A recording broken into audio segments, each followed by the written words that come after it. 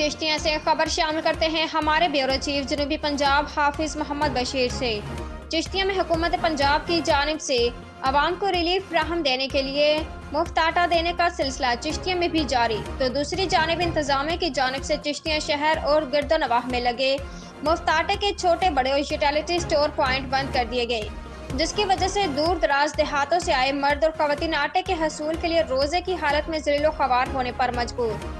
इंतजामिया की जानिब से चिश्तिया शहर का मेन सेंटर पार्क में मुफ्त आटे का पॉइंट कायम कर दिया गया, जिसमें हजारों की तादाद में मर्द और खवातीन का रश लग गया। आटे के हसूल के लिए उम्र रसीदा बुजुर्ग, खवातीन और बच्चे, नौजवान सब आटे के हसूल के लिए सुबह से आकर लंबी लंबी कतारों में लगने पर मजबूर। दूर दराज इलाकों से आए लोग अपना काम काज छोड़कर आटा लेने के लिए कुछ शहरी आटा लेकर जाते हुए खुश दिखाई देते हैं, तो दूसरी जानिब जिन्हें आटा नहीं मिलता वो मायूस दिखाई देते हैं।